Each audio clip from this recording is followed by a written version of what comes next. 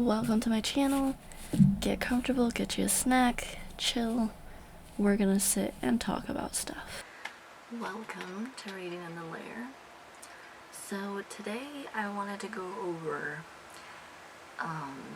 the new method that I put together for me, part of my systems, for how to plan for book recommendation videos.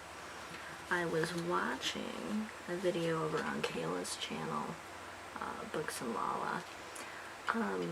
She'd mentioned, what video was that? It was like her things in books I like or something. I'll link the video down below. But she mentioned how she had a hard time coming up with recommendation videos. So I'm like, well, how could I solve that problem for myself? Because I know that's going to be a thing for me too. So my idea was to create like a mini commonplace of book recommendations. Because recommendation videos are a staple on Booktube. They're an evergreen video. You can watch it, 5 years from now and still find books that you haven't read. But they don't have to be made super often. Like, you can do like Paperback Dreams does.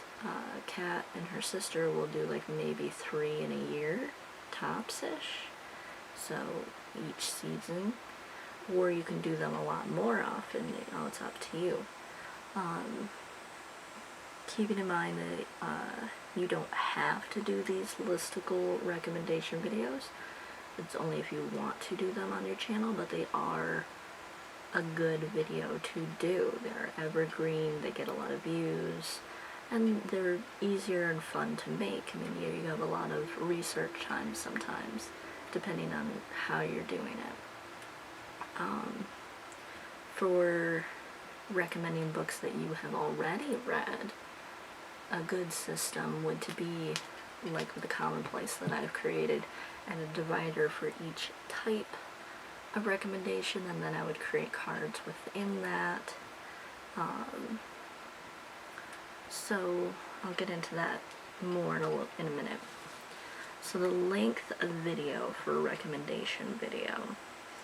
To me, a good dedicated recommendation video does well when you have at least 5, maybe up to 20 books in the list. If you go higher than that, it's a little much, but you can hit higher at like 50 or 100 if you really want to. Kind of basing that on like how list articles are made, usually anywhere in that range is good. People are used to that level of a list. Anything less than 5 it's too short, I would say. If you end up with a list of, let's say, pirate books that you have like over 40 books to talk about, you might want to split it up into 2 videos. Splitting up helps make it so that it's not so long, so everybody will get all the recommendations, and also, of course, list the books in the description with an affiliate link. Better for you also. It might be a while before you have enough books to recommend.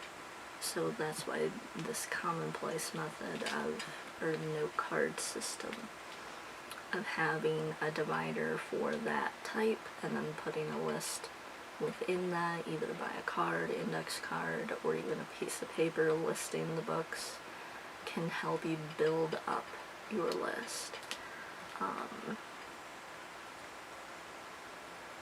Why I say it would take a while, because it's like, okay, how often do you read 5 books that are super similar that you liked all of them and want to recommend them? So having a way to track it, you can do it in the index note card system form, or you could do it in your reading journal, in your bullet journal, wherever you like to keep things, even digitally, keep a list. of the books that you want to recommend and what video you want to do that in. So my goals were to track the books that I read, also unread for future TBR ideas, or my video series that I plan on doing called my Want to Reads. So I'll end up recommending books that I haven't read yet because those are the books that I want to read. They're on my radar. Similar to BooksandLaLa's Books That Sound Cool, her series like that. My Want to Reads would be similar to that. Those will be coming. So, the info that you need for a recommendation video should be like the title, the author, the genre, the range, and the short blurb, or what you know about it a little bit. Why you want to recommend it, the tropes, the emotions, like, for the books that you've already read, the emotions that you felt while you read it, like this book made me cry, etc. Your rating and non-spoiler thoughts about it, your experience reading it, maybe tips on how to read it if it's something that's more in-depth, especially like the fantasy, maybe requires some tips on how to read it. For the note card system that I'm doing, one simple way of doing it was having the divider, then having that be the book recommendation type, then each card being the list of the books to do, or you can do one card per book, having all the info of that book on the card.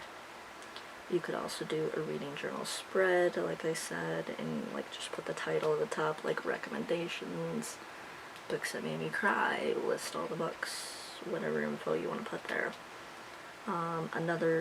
Other ways to do it would be a Goodreads shelf, or in OneNote, or whatever digital app or whatever that you like to use.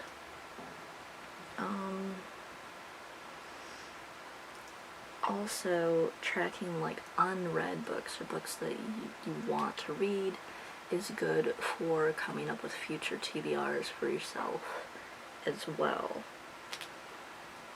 And then, so figuring out recommendation categories, you can do it by genre, age range, topic, emotion, weird, trope, or various descriptions like cute and creepy. You can look at titles of other recommendation videos for ideas. You can look at tag questions for ideas on sets of books to recommend. Even articles on other book sites have good recommendation types of list that you can try to make a video, but with books that you want to recommend. Also, readathon prompts are very good for recommendation categories. Hopefully this will help you as well if you want to try this system out. So let me know below how you kind of plan for your recommendation videos. Do you do recommendation videos? Do you watch them? What kind of systems have you put into place to plan your various videos? And let's just help each other out with different tips. Hopefully this will help you. I like this new little system that I created. I think it'll help me a lot. So, comment, like, subscribe, and I shall see you later.